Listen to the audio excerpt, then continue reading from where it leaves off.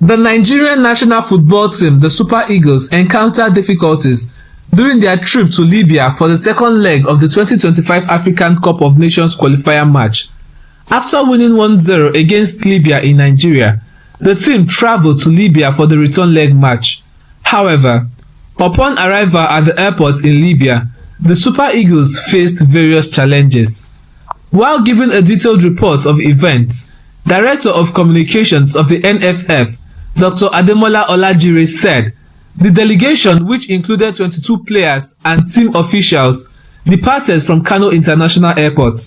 They experienced series of issues at the airport in Libya, including being instructed to divert to Al Abrak Airport instead of the airport at Benghazi as already planned.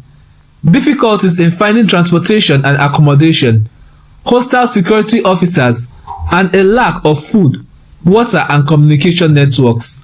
The Libyan Football Federation officials were also absent, and efforts to reach the LFF General Secretary, Abdul Nasser, proved unsuccessful.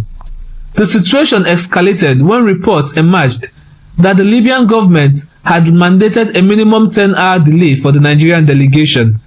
As a result, the Nigerian team decided to boycott the scheduled match on October 15th after spending over 15 hours at the airport. They returned to Nigeria, and the Nigerian Football Federation (NFF) expressed frustration over the treatment they received. Tuesday, to be precise, talking about the Africa Cup of Nations qualifiers. After they defeated Libya, they defeated Libya 1-0 in Nigeria, in Uyo to be precise, went over there in Libya, and of course they got stranded at the airport. Loads of drama that went down, but of course there's a latest update coming from the pilot who flew the Super Eagles to Libya. He has narrated his side of the story, and he said it was very, very dangerous for him to fly because he was about to land in Libya. Of course, he was then told to redirect his flight to land in Al Abrak.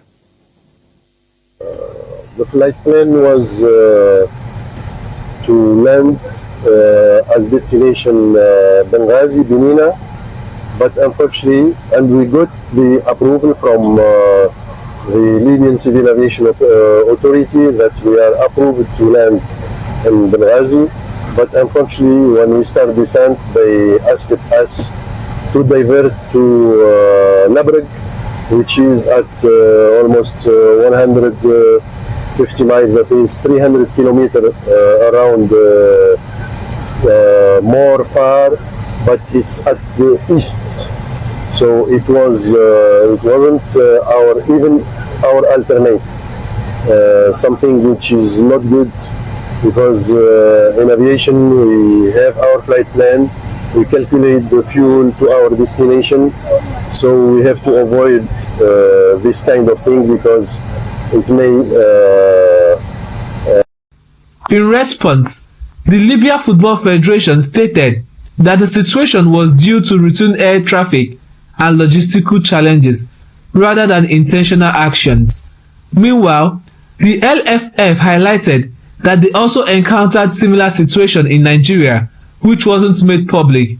However, this claim was refuted by the Nigerian Ministry of Sports and Development. Reacting to the situation, President Bola Tinubu urged the Confederation of African Football (CAF) to conduct a thorough investigation and take appropriate action against those responsible for the incident. CAF subsequently, in a statement on Tuesday, announced the postponement of the 2025 Africa Cup of Nations qualifier match between Nigeria and Libya, and stated that the matter had been referred to the disciplinary board for investigation. According to the investigations carried out by the Communique, the second leg of the ongoing 2025 AFCON qualifier match between Super Eagles and Mediterranean Knights of Libya was removed from the fixtures for Tuesday, 15th October. The rivalry between Nigeria and Libya in football is significant, with Nigeria having qualified for the African Cup of Nations 20 times and winning the tournament 3 times, while Libya has qualified 3 times without winning. There have been allegations that Libya's actions may have been influenced by the treatment their team received in Nigeria during the first leg of the qualifiers, as well as reports of similar treatment experienced by South Africa in Nigeria.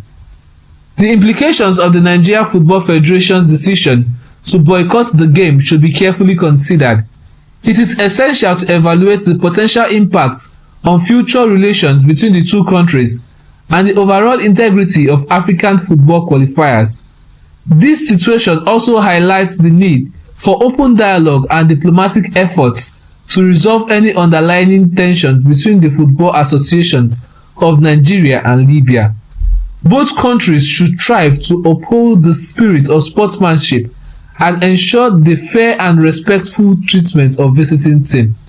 Additionally, regulatory bodies like the Confederation of African Football should play a proactive role in investigating such events and recommending appropriate actions to prevent similar occurrences in the future.